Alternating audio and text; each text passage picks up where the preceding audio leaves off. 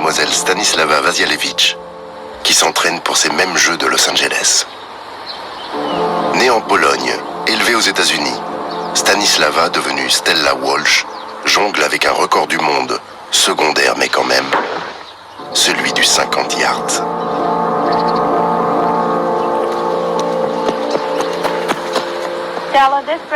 Le problème de cet athlète, c'est sa dualité, à commencer par celle de sa nationalité, partagée qu'elle est entre son pays d'accueil et son Europe natale, où elle épingle les succès. Well, I got that one at the last Women's World Olympics in Prague, Czechoslovakia, for winning the individual championship of the world. Dualité encore, dans la propension de son coach à vouloir comparer son élève au sexe fort. You will note, Miss Walsh is very steady in the get-set position. She is the only girl that I know of that takes the long first stride. It requires a great deal of strength and driving power to get away with a long first stride. The leading sports writers of the country have said that she runs more nearly like a man than any other woman they have ever seen.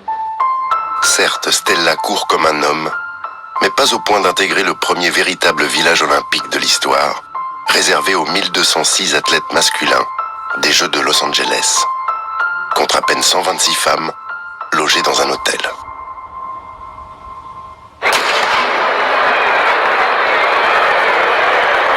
Devant un public d'hommes, c'est la seconde fois seulement que le sprint féminin est admis au programme olympique.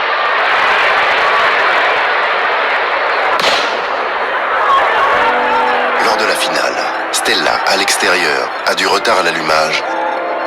Mais après une remontée d'enfer, elle est la première femme à passer sous les 12 secondes, 11-9, lors de ces Jeux qu'elle a finalement choisi de disputer sous bannière polonaise.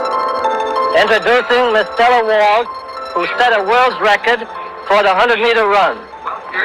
I'm very happy to have won this title for my homeland, especially because it was in world record time.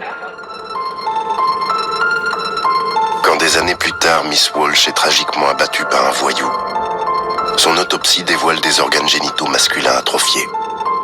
Stella était un garçon, se délecte la presse à scandale. Comme si les choses étaient si simples. Malgré les polémiques, ces innombrables titres lui restent acquis. Sa vie n'aura pas été un conte de fées. Mais qui mieux que cet être intersexe aura posé la contradiction d'un sport féminin, longtemps jugé antinomique, avec le très mâle triptyque, plus vite, plus haut, plus fort.